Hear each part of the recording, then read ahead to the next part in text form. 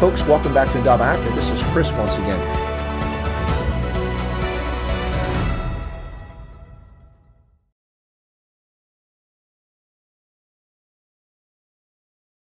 Hello folks, welcome back to Vulindela Africa. This is Chris. This particular update is not really a news story as much as analysis of a program in South Africa that's just the latest smoke and mirrors from the ruling African National Congress.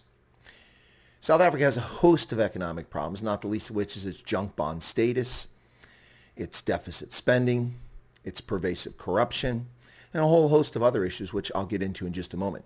But this particular video is about Operation Vulindela. Vulindela. What is that? Well, that's a Xhosa word, which means make way. And this is the latest catchphrase that the government has been employing since late 2020 in an effort to convince South Africans that the African National Congress even has a remote clue as to how to run a country, let alone control an economy. Well, let's talk a little bit about what this is. But before we do, let's address a couple things up front.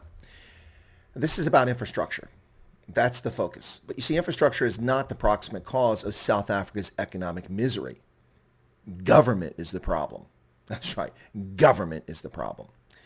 Yes, Eskom, the state-owned power utility, does cripple economic growth and has shaved many points off economic growth each year for several years now with its unreliable electricity supply and its outrageously priced electricity supply for those who bother to pay for it. But infrastructure is not the proximate cause. Government has done the most damage to South Africa's economy. Not white monopoly capital, not the parastatals themselves directly, not outside factors, but malgovernance, malfeasance, and incompetence from South Africa's ruling national party, the ANC.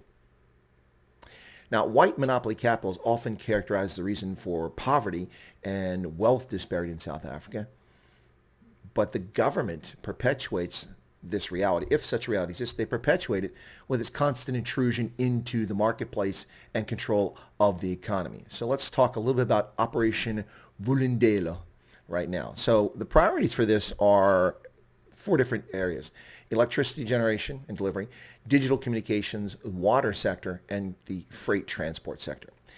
And this is from November when this was mentioned. Cabinet is resolute in its commitment to get the economy growing again. Therefore, our tough actions will accelerate our efforts to build a more resilient economy. Yeah, okay. Just another government plan written by perhaps a few competent people, but expected to be executed by a host and a raft of incompetent, unqualified people below them. And a plan that relies on government intrusion into the marketplace, not a free marketplace. So let's ask, who controls the sectors we just mentioned? Electricity, digital communications, water, and freight transport. All are dominated by failed state-owned patronage machines. Yep, every one of those sectors controlled and dominated by a state-run entity, which has failed South Africans. In 27 years of ANC malfeasance and misgovernance, they have failed all South Africans. Now, to be fair, I don't think it's actually an accurate statement to say 27 years of failed governance. We really should go back to the onset of the Zuma years. Everything since then has been pretty much abject failure. Before then, the ANC actually made progress in delivering homes and housing, electricity, sparking growth in the economy, despite the fact they're already pilfering money with the arms deal and several other shady happenings.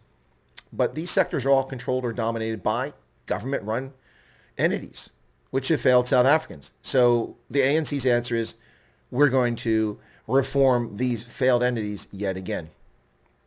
Which of these sectors, to any degree, has success in the last 27 years of unchallenged ANC rule? None of them. None of them. Initially, we could say that Eskom had some success because it delivered some electricity to people who've been denied or just simply didn't have access to it for decades, but they did. So let's talk a little bit about this. This comes from the Deputy Finance Minister, David Masondo, who has written extensively about this since February of 2021 in national press articles as the press carries the water for the ruling ANC. He says that Operation Vulindela prioritized reforms in the network industries of electricity, digital communications, water, and freight transport. These reforms are aimed at addressing a shortage of electricity, lack of competition in electricity generation, inability of government to fund investment in additional generation capacity, and deteriorating quality of municipal electricity distribution. All right. In digital communications, they want reduced cost, quality of digital communications increased. They want to increase the available spectrum and complete migration from analog to digital television broadcast. South Africa is still broadcasting analog? Hello? It's the 21st century. Even the United States television network switched over to digital several years ago. Wow.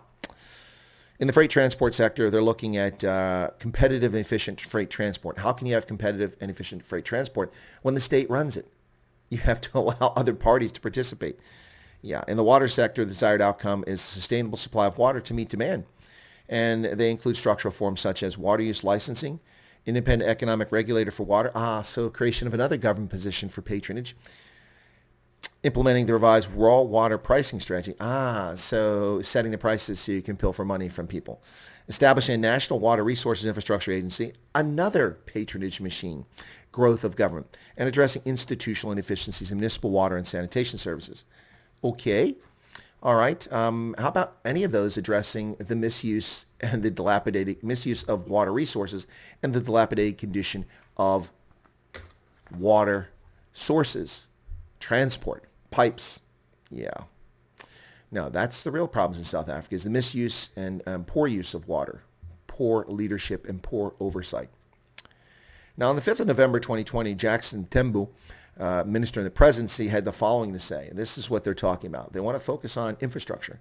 The ANC seems to think that the key to solving South Africa's economic misery is infrastructure. But just 3 years ago, they told us the key was to steal all the land from commercial farmers and distribute it to black South Africans so that 1 million South Africans could become farmers.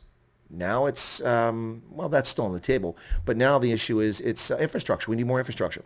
So at this 5th November event, when Jackson Tembu announced this, he said, the event showcased 27 large-scale infrastructure projects with a combined value of $210 billion. $210 billion. That's a little over $10 billion US dollars. That's nothing. It's a drop in the bucket. To South African international investors, including delegates of the development finance institutions and multinational development banks. Now, the project include a natural gas terminal in the Eastern Cape, a social housing regulatory authority social housing program, so you're building welfare housing, a jet fuel pipeline at the Cape Town International Airport, a pipeline at an airport, not even South Africa's biggest airport. A space infrastructure hub to be established by the South African National Space Agency. I'm sorry. And your astronauts go where to fly? Russia and the United States to get into space? And a science and technology park in Limpopo. Really? Really? With literacy rates in an abysmal level, people barely functional in South African society, you want to build a science and technology park. Wow. Wow, wow, wow. Now, let's talk a little bit about this operation in depth and what are some of the challenges here. Well, Jackson Mazondo, or David Mazondo, I should say, David Mazondo, said some of the underlying problems with implementing this is that there's resistance to this within the government itself. Opposition reform agenda comes from the state itself, including state-owned companies. Well, surprise, surprise, since all these sectors are dominated by state-owned properties. For instance, the South African Broadcasting Corporation, a state-owned entity, has sunk all its money into analog infrastructure rather than digital, completely missing the reality and boat that the world was transitioning to digital broadcast. How did that happen? Who was responsible for that? How many billions of dollars are pissed down the drain for that stupidity? Yep. And Mazondo correctly says that structural reform agenda is disrupting certain interests. Vested parties are resisting this change, and they're within the government oftentimes. And he says that Operation Vulindela on its own cannot overcome the deep-seated anti-sustainable growth of economic class interest. Well, there you go. There you go. He also mentions his underlying problem is generally weak leadership and governance, which results in capacity constraints. Addressing leadership and governance weakness is ultimately a political issue. It is. It is. But when you have generations of South Africans who are basically functionally illiterate and can't use critical thinking, and you have students going to school whose main priority is not education, but a free ride, then you've got a real problem here. A real problem here. Now, one thing I will take issue with I keep saying Jackson, with David Mazondo is that he says that some reforms, such as the restructuring of ESCOM, are progressing well. That's absolute nonsense. ESCOM's restructuring is simply an effort to create an even larger patronage machine with 3 boards, 3 sets of officers, and 3 entities which will all fail and not deliver electricity to people, providing jobs to ANC cadre. That's what it's all about. But ladies and gentlemen, let's get beyond the obvious shortcomings of this program.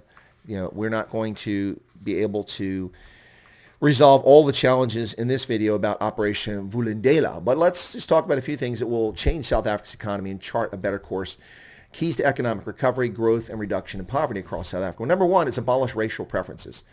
The idea that anyone gets a preference for employment or state contracts based on their skin pigmentation, whether they're white, brown, blue, green, or yellow, is abhorrent. It's also racist at its very core. But in fact, South Africa has systemic racist policies implemented by the government in the form of broad-based black economic empowerment, which discriminates against minorities based on their skin pigmentation, solely on that basis. And it has led to a variety of corruption, non-existent companies that get contracts and tenders and don't deliver goods and services or deliver substandard goods and services, or the proliferation of companies simply because programs are created to dole out money rather than create an effective small business administration for loans for people with actual business ideas who happen to be people of color. There you go. But first off, South Africa needs to abolish its racial preferences, terminate broad-based black economic empowerment scheme, and end systemic racism and exclusion from economic activity. Second, terminate and end the expropriation without compensation constitutional amendment discussion. This has damaged confidence in South Africa. It has scared away foreign direct investment, and it undermines the value of property existing today. If anyone can come along with a spurious claim and claim that their great-great-great-great-great-great-great-great-great-great-great-grandfather lost this land illegitimately in a battle, or it was stolen, or they were hoodwinked 337 years ago, then no one will ever be able to have property rights assured.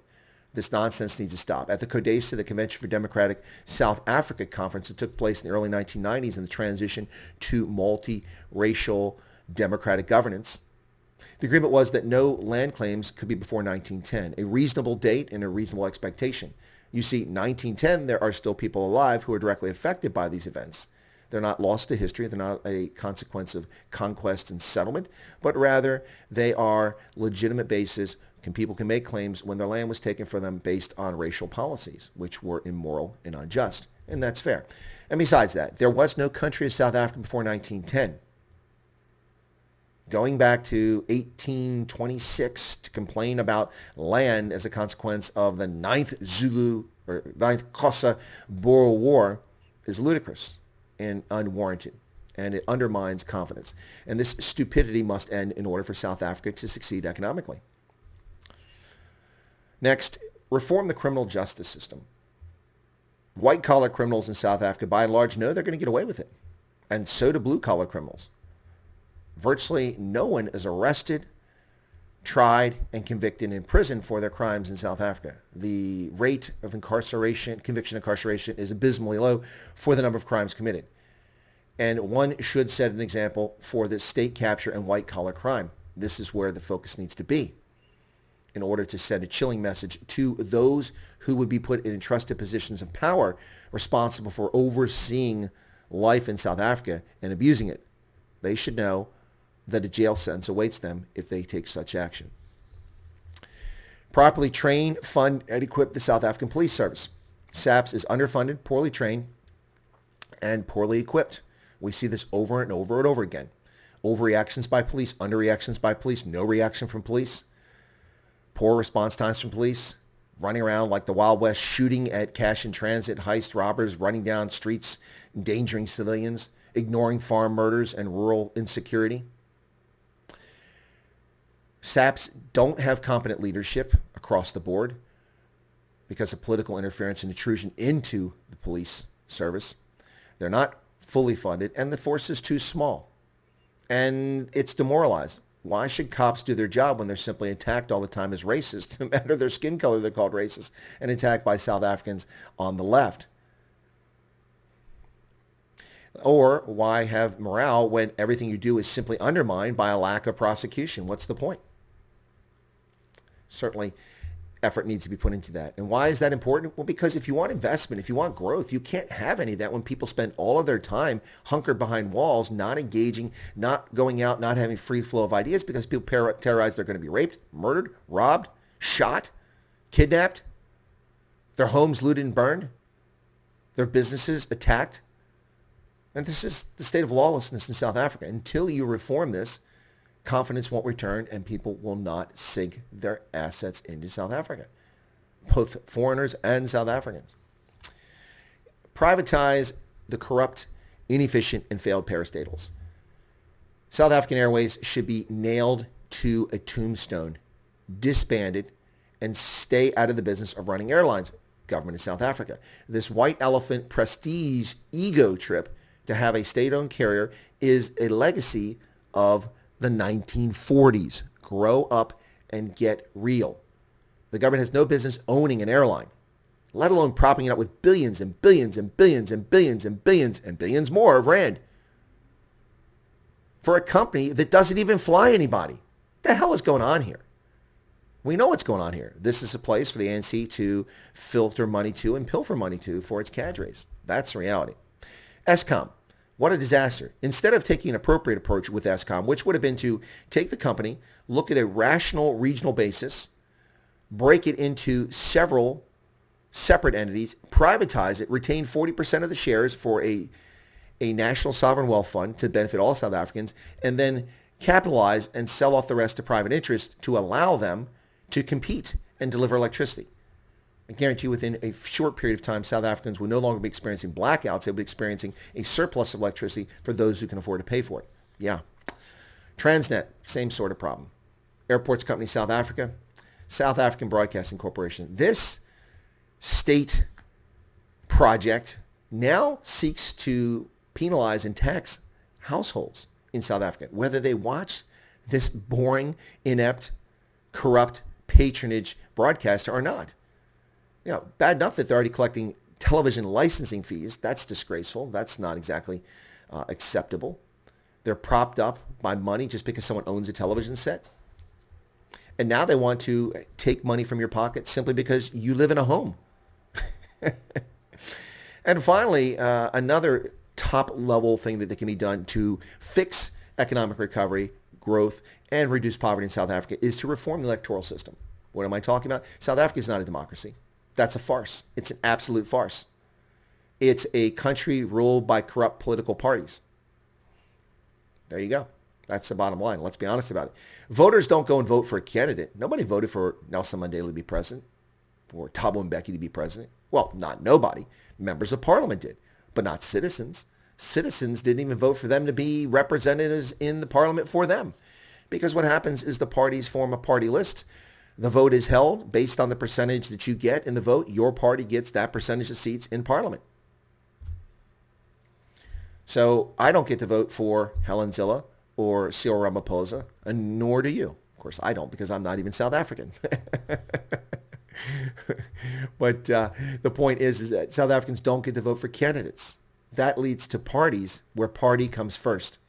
If you look at the Thule House and the ruling African National Congress and you see their presidents, they always list themselves as the president of the African National Congress first, then the president of the Republic of South Africa. We've already seen the embarrassing case of Thabo Mbeki resigning as president after being booted as leader of his party. What is that? That doesn't send the world a message that South Africa matters. It sends the world a message the only thing that matters in South Africa is the African National Congress. And its conduct over the last 27 years proves these days that the only thing that matters to the ANC is the ANC and its 500,000 or so cadres. That's it. The rest of you are screwed. They don't care about you. And this Operation Vulindela is not going to fix anything. Just the latest smoke and mirrors BS cock program created by a ruling party that seeks to deflect attention from its pervasive and endless failures. And that's a shame. The ANC of today tarnishes the legacy of the ANC in its early founding as a non-violent organization intent on balancing the scales and leveling the playing field in South Africa. For decades, that's what it was, until it resorted to terrorism in the late 1960s, actually, and then came back from the graveyard of political history in 1979 after a visit to Vietnam, and then implemented its radical plans to transform South Africa into a socialist hellhole, which is what they are achieving today. Anyway, folks, those are some ideas on how to fix South Africa's economy, not simply complaints and moans about what's happening, but concrete ideas. None of those steps will be taken because the ANC will not jeopardize its rule. Although what it doesn't realize is that ultimately it is undermining its rule. It has become increasingly wildly unpopular across South Africa, and it is likely to face a very stiff opposition in the 2021 municipal elections, presuming they actually take place. By 2024, the ANC could very well find itself in the opposition at the rate it's going if it doesn't undertake these reforms. State ownership, state control, state intrusion is not the answer, ladies and gentlemen. The purpose of the state is to ensure a level playing field. The ANC not only doesn't ensure a level playing field, it skews the playing field and it racializes South African society. It's high past time to stop that. Stop racializing society. Infrastructure is not your way out of this. Your feckless, idiotic governance must be reformed. And then you can go from there. Anyway, folks, if you're not a subscriber to Chris Wyatt Africa, you look forward to this sort of analysis and opinion, feel free to become a subscriber. Smash the button down there. If you're on other platforms like Rumble or Odyssey or Subscribestar, BitChute, one of the other places where my videos appear, feel free to become a follower or whatever it takes on that site. Give me a Rumble, give me a like, give me a follow, give me a like, whatever it takes. Thanks a lot. Appreciate your time, your patronage, and your support here on Chris Wyatt Africa. Take care, folks.